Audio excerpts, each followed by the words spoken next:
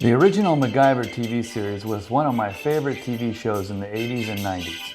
The first few seasons had Richard Dean Anderson's character wearing a very practical watch perfectly matched to his persona, a low-cost plastic Timex Camper field watch.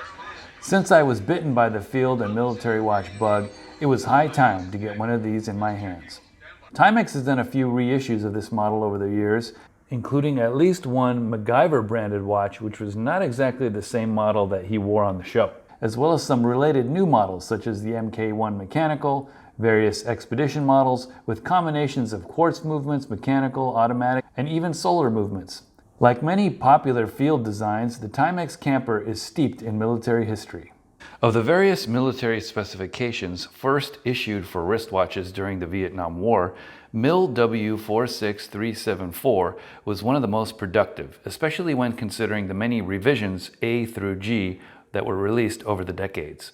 Benris and Hamilton were two of the companies which produced the MIL W46374 specified watches, which were supposed to be disposable, non-hacking, and didn't need to be as accurate, only specifying a 7-joule movement. The watch case could either be steel or plastic. That's the major way you can differentiate the two brands. Benris 46374s were plastic and Hamilton's were steel, resembling their higher spec GGW113 watches. Here I have a Benris MIL W 46374A. It has the typical dial and syringe handset, along with the H3 radioactive symbol on the dial. The lug bars are integrated into the case. The back is solid, as it was not intended to be serviceable, but in reality it can be by taking out the movement through the crystal side.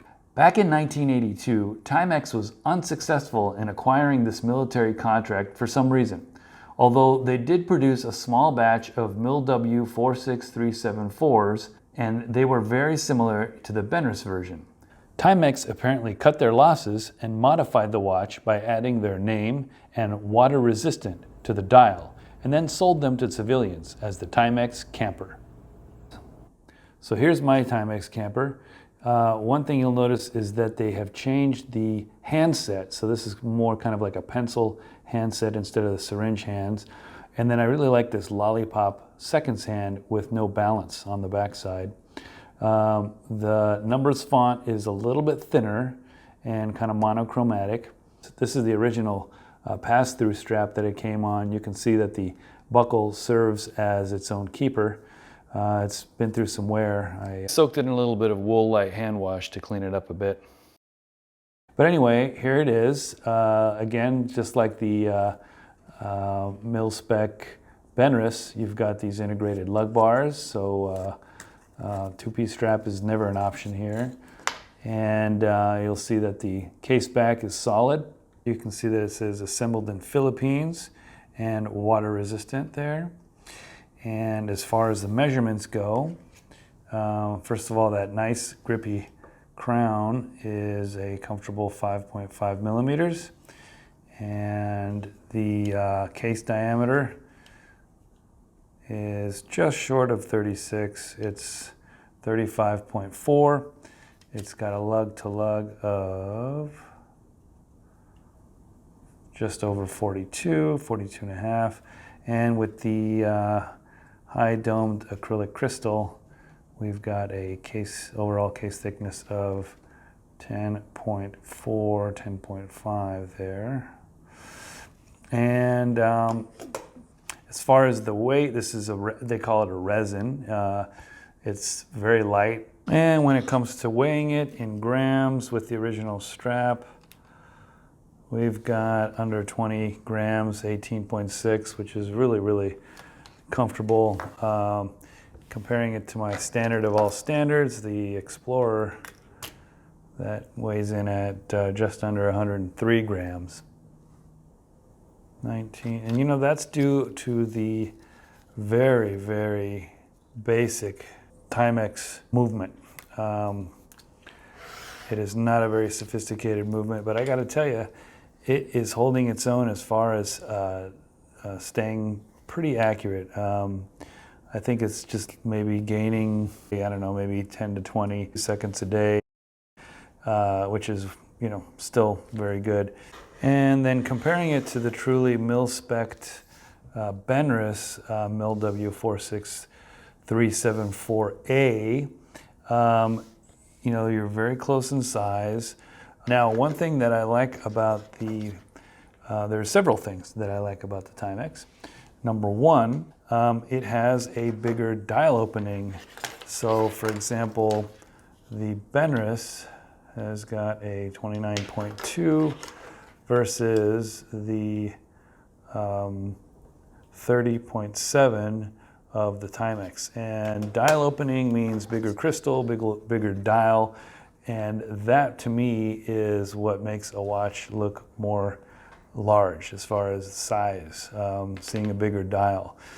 You can see here on the left the Benris has kind of this pseudo bezel, whereas the Timex doesn't really make much room for the bezel, which is fine. And as far as the crowns, I think the Benris crown might be just a little bit bigger.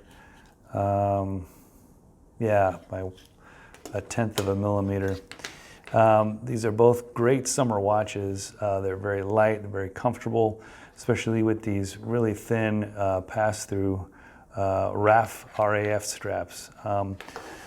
The thing about the integrated lugs is there's not a lot of room for a thicker strap, so you need to use these single pass,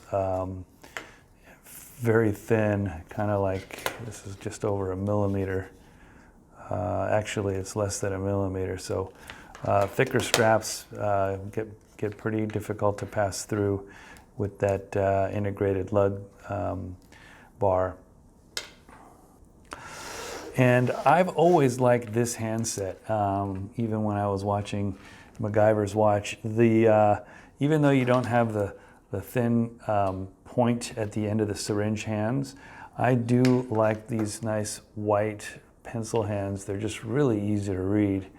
And just something about this dial, it just, to me, it's become so iconic. And I recognize it from the TV show right away, including that lollipop second sand, and even the water resistant and the little water symbol that is now obscured. This model was reissued in 2016 as the MK1 Resin, and it was powered by a quartz movement instead of the basic hand-bond movement of the originals. I purchased one of these as well. I have not removed the plastic because I do plan to resell this. I'm going to try to keep it as clean as possible. But there it is. So one thing I noticed is there's a few things. Number one, the dial text might be just slightly brighter, maybe just a little bit. And there's a little bit of green to the arrow markers.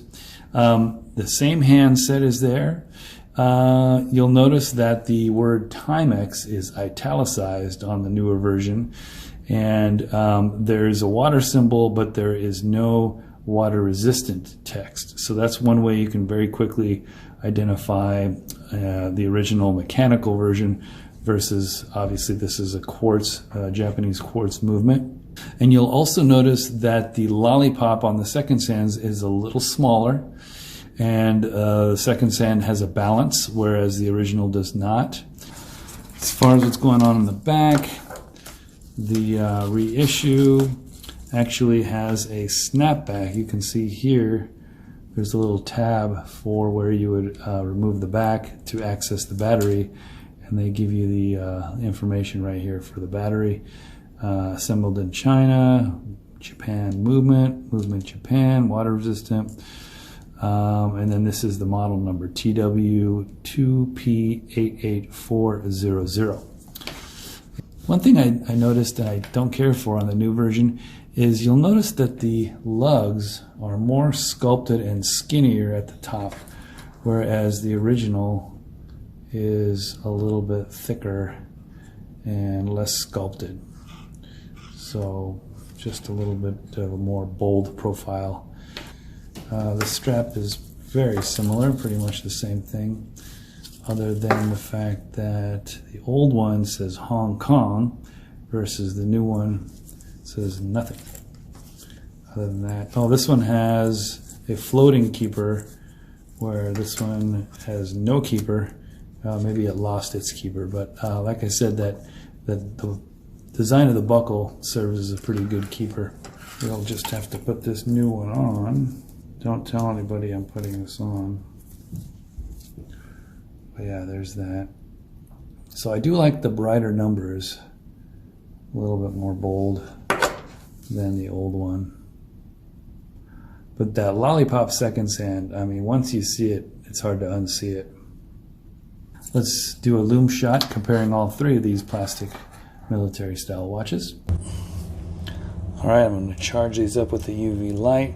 From left to right, we have the Reissue Timex, then the Timex Camper in the middle, and then the Benris on the right side. Pretty quick fading there. But yeah, I guess the winner would be the 2016 Timex Reissue.